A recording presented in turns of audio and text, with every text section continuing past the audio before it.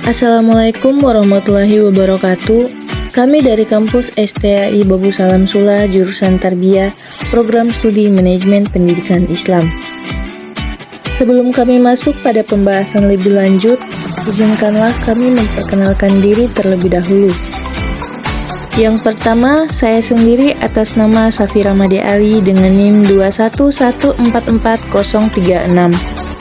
Selanjutnya ada Nurmala Umasugi dengan NIM 211444024. Dan yang terakhir ada Kartini Fatmona dengan NIM 211444018. Baiklah, kami dari kelompok 3 akan mempresentasikan materi dengan judul Hakikat Ilmu Sains.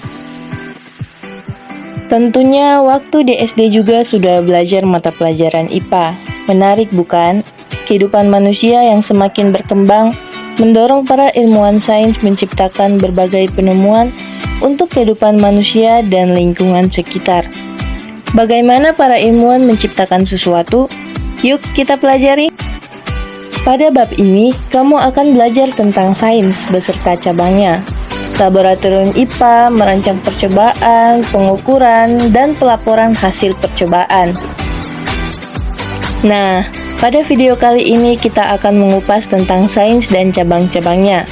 By the way, kalian ingat nggak dulu di SD pernah mempelajari sistem pada tubuh manusia, mempelajari tentang energi, cahaya, bunyi, atau belajar tentang reproduksi pada hewan dan tumbuhan?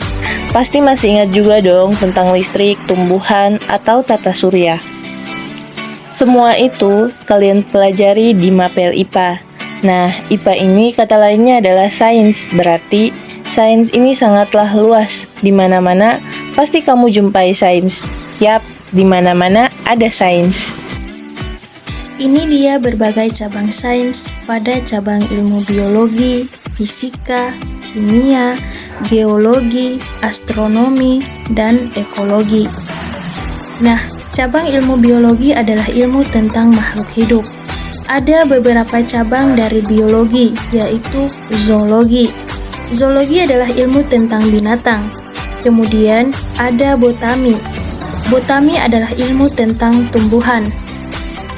Dan entomologi adalah ilmu tentang serangga. Mikrobiologi adalah ilmu tentang makhluk hidup yang sangat kecil. Nah, selain keempat yang sudah disebutkan tadi, masih banyak cabang biologi yang lain.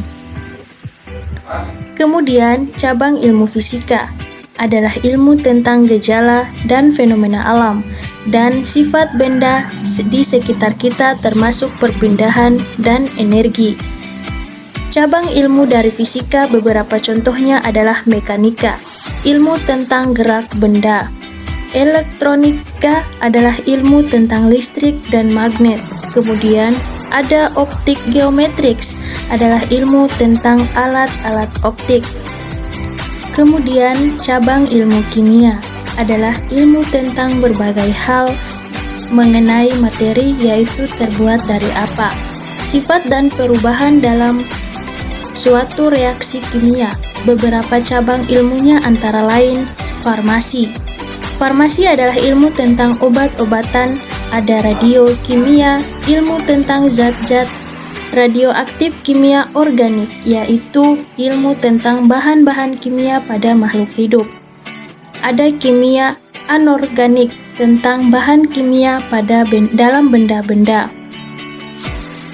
Cabang ilmu geologi adalah ilmu mengenai bumi dan perubahannya. Cabang ilmu dari geologi ada vulkanologi, adalah ilmu tentang gunung berapi. Seismologi adalah ilmu tentang gempa bumi, dan paleontologi adalah ilmu tentang fosil yang dapat membantu mengetahui umur suatu tempat dan kebudayaan zaman itu. Kemudian astronomi ialah ilmu tentang planet, bintang, dan alam semesta. Semua benda di langit dipelajari dalam astronomi, termasuk matahari dan terjadinya gerhana, serta komet dan asteroid.